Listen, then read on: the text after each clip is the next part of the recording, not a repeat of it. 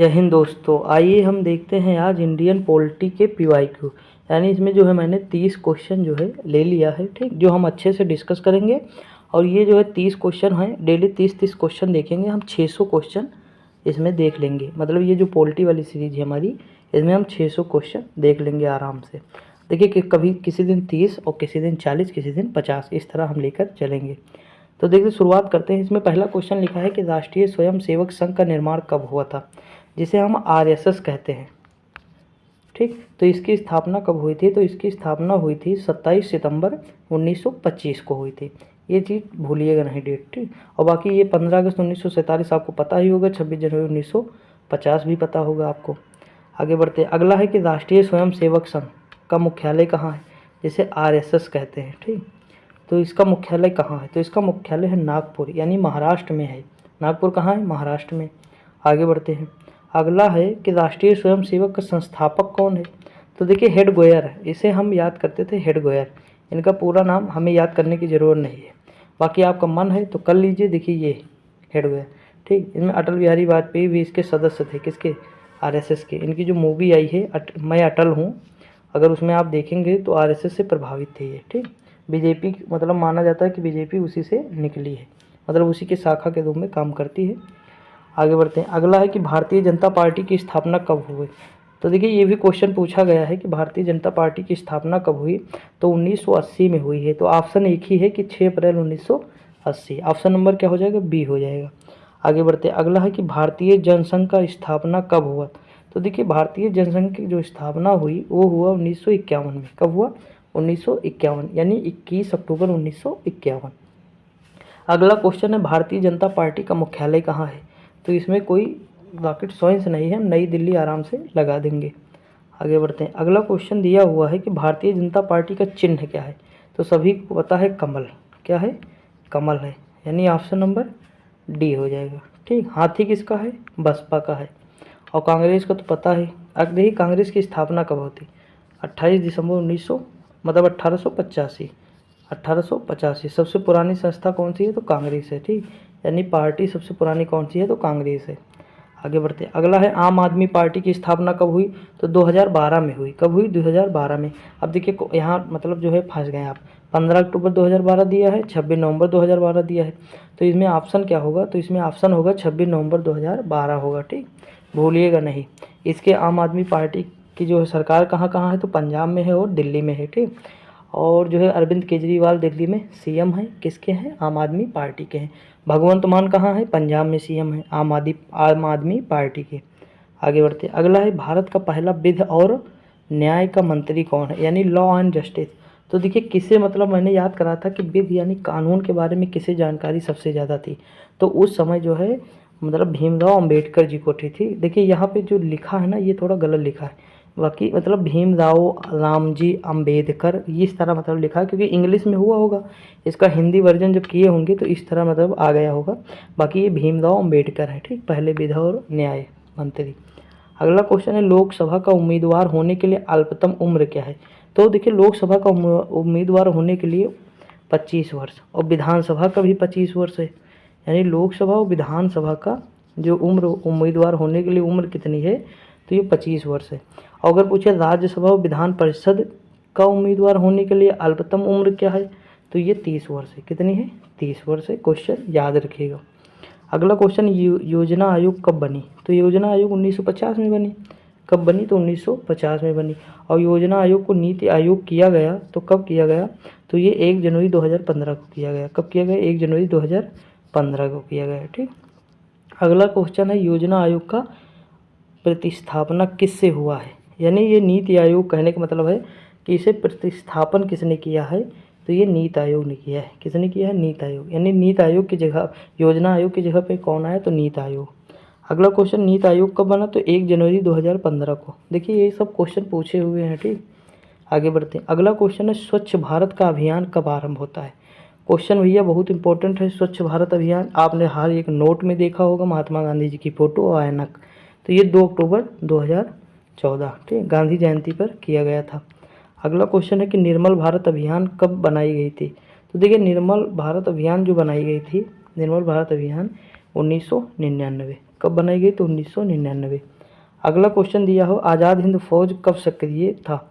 तो देखिए फौज मैंने बताया था बिहारी किस में भर्ती होते हैं? फौज, मतलब फौज में कौन होते हैं? बिहारी होते हैं, यानी रास बिहारी बोस। ठीक, और एक मैंने बताया था आज़ाद हिंद सरकार, अभी आगे बताएंगे, रास बिहारी बोस। अब देखिए आज़ाद हिंद सरकार तो वो सुभाष चंद्र बोस थे, रास बिहारी बोस। ठीक, तो ये चीज़ भूलिएगा नहीं। और इसकी स्थापना कब होती है? तो आज़ाद हिंद फौज की स्थापना होती है 42 में और आज़ाद हिंद सरकार की स्थापना होती है 43 में। क्वेश्चन भूलिएगा नहीं, दोनों एक साथ नोट कीजिएगा, मैंने कई बार बताया है। अगला है राष्ट्रीय विकास परिषद कब बनाई गई? तो देखिए जैसे नीति आयोग कोई मतलब फैसला लेता या योजना आयोग कोई फैसला लेती थी, तो उस पर जो मतलब लास्ट अनुमोदन जो करता था, कौन करता था? राष्ट्रीय विकास परिषद करता था। तो इसकी स्थापना कब हुई? तो इसकी स्थापना हुई थी 1952 में। कब हुई थी? अगस्त 1952 में हुई थी। ठीक, भूलिएगा नहीं। आगे बढ़ते, अगला क्वेश्चन है राष्ट्रवाद की अवधारणा का जन्म किस घटना से माना जाता है? तो राष्ट्रवाद का जो है अवधारणा है पुनर्जागरण से माना जाता है। किससे? पुनर्जागरण से। देखिए ये जो परिकल्पना है ना, ये यूरोप की है। कहाँ की है? यूरोप की है। ये मतलब जब हम कभी विश्व इतिहास पढ़ेंगे तो उसमें बताएंगे, या फिर किसी दूसरे संदर्भ में हम देखेंगे पुनर्जागरण। ठीक, कि क्या कहते हैं, क्यों कहते हैं। जैसे आधुनिक भारत में जो है, आधुनिक भारत का जो है पिता या पुनर्जागरण किसे कहा जाए? पुनर्जागरण का पिता किसे कहा गया है आधुनिक भारत में? तो राजा राम मोहन राय को कहा गया है। किसे कहा गया है? राजा राम मोहन राय को। आगे बढ़ते, अगला है कि अखिल भारतीय हरिजन संघ की स्थापना निम्नलिखित में से किसके द्वारा की गई? तो देखिए हरिजन संघ की स्थापना जो की गई है महात्मा गांधी जी के द्वारा। किसके द्वारा? महात्मा गांधी जी के द्वारा की गई है। अगला क्वेश्चन है, भारत की स्वतंत्रता के समय गवर्नर जनरल कौन थे? तो देखिए भारत की स्वतंत्रता के समय भी गवर्नर जनरल का टॉपिक मैंने पढ़ाया ही था, तो उसमें मैंने बताया था कि माउंटबेटन। अगर वीडियो ना देखा होगा ना तो ज़रूर जाके देख लीजिएगा आप लोग, बहुत मतलब अच्छी मतलब बताया हूँ उसमें। 1757 से लेकर 1947 तक की सभी महत्वपूर्ण घटनाएं उसमें मैंने कवर कर ली। गवर्नर जनरल कौन थे, किसके समय में कौन सी घटनाएं हुई, सारा मैंने कवर कर लिया है। ठीक, 1 घंटे की वीडियो होंगी पाँचों मिला के, देख लीजिएगा, आराम से आपका काम हो जाएगा। देखिए अगला क्वेश्चन है, भारतीय अखिल ट्रेड यूनियन कांग्रेस के प्रथम अध्यक्ष थे? तो देखिए अखिल भारतीय ट्रेड यूनियन कांग्रेस के प्रथम जो अध्यक्ष थे वो कौन थे? तो लाला लाजपत राय थे। कौन थे? लाला लाजपत राय थे। ये भूलिएगा नहीं, इंपॉर्टेंट क्वेश्चन एग्जाम में पूछा हुआ है। अगला क्वेश्चन है, भारतीय राष्ट्रीय कांग्रेस के प्रथम अध्यक्ष कौन थे? तो WC बनर्जी। कौन थे? WC बनर्जी। देखिए कांग्रेस की जो पहली बैठक हुई ना, इसका ऑप्शन ये हो जाएगा। कांग्रेस की जो पहली बैठक हुई तो बम्बई में हुई। कहाँ हुई? बम्बई में। दूसरी कलकत्ता में हुई। तीसरी मद्रास में हुई। चौथी इलाहाबाद में हुई। ठीक, यानी पहली बम्बई में तो WC बनर्जी थे, कलकत्ता में तो दादा भाई नौरोजी थे, मद्रास में तो बदरुद्दीन तैयब जी थे, इलाहाबाद में तो ये कौन थे? तो जॉर्ज यूले थे। ये पहले अंग्रेज़ थे और ये पहले मुस्लिम अध्यक्ष थे। ये पारसी थे दादा भाई नौरोजी, और WC बनर्जी हिंदू थे। अब देखिए अगर हमें मतलब याद करना इसकी ट्रिक, तो देखिए हम 85 लिख दें, 1885 पहली बैठक, 86 दूसरी, 87 तीसरी, 88। ठीक, हम यहाँ तक अगर पता हमें 4 तक आराम से काम हो जाएगा हमारा। तो देखिए बक मई बक इस तरह चलेगा, यानी फिर बक हम लगाएंगे। ठीक, तो 90 तक हो जाएगा, यहाँ 90 तक हो जाएगा। 89 बम्बई में और कलकत्ता में 90। ठीक, तो बक से बम्बई, मतलब बा से बम्बई, का से कलकत्ता, और माँ से मद्रास, और ई से इलाहाबाद, तो बक मई बक इस तरह मतलब हमारा क्रम है। तो 85 86 87 88। पहले में WC बनर्जी, दूसरे में दादा भाई नौरोजी, तीसरे में बदरुद्दीन तैयब जी और चौथे में जॉर्ज यूले। भूलिएगा नहीं। आगे बढ़ते हैं, और चारों क्वेश्चन पूछे हुए हैं एग्जाम में। अगला है, भारत का ग्रैंड ओल्ड मैन किसे कहा जाता है? तो ये दादा भाई नौरोजी जी थे। कौन थे? दादा भाई नौरोजी। अगला क्वेश्चन है कि किसने कहा था गांधी जी ने राष्ट्रीय आंदोलन को एक क्रांतिकारी आंदोलन और जन आंदोलन का रूप दिया है? तो ये कहे थे कोपलैंड। किसने कहा था? तो कोपलैंड ने कहा था। ठीक, आगे बढ़ते। अगला है, महात्मा गांधी जी ने कब हरिजन पत्रिका का प्रकाशन आरंभ किया?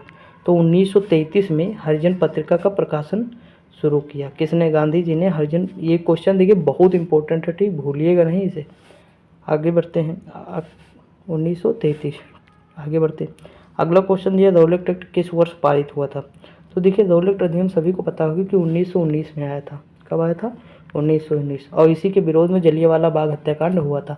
इसे कहते हैं ना अपील ना दलील ना वकील का कानून। ठीक, इसे काला कानून भी कहते हैं। आगे बढ़ते अगला क्वेश्चन, स्टेपर्ड क्रिप्स किस दल समूह का था? तो स्टेपर्ड क्रिप्स जो थे लेबर पार्टी के थे। कौन थे? लेबर पार्टी के थे। ऑप्शन नंबर ए हो जाएगा। आगे बढ़ते अगला क्वेश्चन है, सुभाष चंद्र बोस ने अंग्रेजों के विरुद्ध अपना आंदोलन कहाँ से आरंभ किया? तो ये सिंगापुर से किए थे। कहाँ से किए थे? सिंगापुर से किए थे। और इन्होंने कौन सी सरकार बनाई थी? तो आज़ाद हिंद सरकार, मतलब आज़ाद हिंद सरकार किसकी थी? तो सुभाष चंद्र बोस की थी। ठीक, ये मैंने ट्रिक याद करा है, बहुत बार याद कराया है। और इसकी स्थापना कब हुई थी? तो 1943 में। आगे बढ़ते अगला है कि कांग्रेस के संस्थापक कौन थे? तो ए.ओ. होम थे, मत भूलिएगा। इसकी स्थापना कब होती है? तो 28 दिसंबर 1885 में होती है। ठीक, और इसका मैंने पहला अधिवेशन बता ही दिया, और फिर दूसरा, तीसरा, चौथा, पाँचवा, छठे तक मैंने बता दिए, 4 तक तो अध्यक्ष भी बता दिए। आराम से देखिए 30 तक मैंने यहाँ देख लिया है, 31 से 60 तक हम आगे देखेंगे। और यही क्रम हमारा चलता रहेगा। आप पढ़ते रहिए, एंजॉय करते रहिए, और भी जितनी वीडियो बोर्ड की हैं वो लेते रहिएगा, और शॉर्ट भी देखते रहिएगा। मिलते हैं अगली वीडियो में, तब तक के लिए जय हिंद।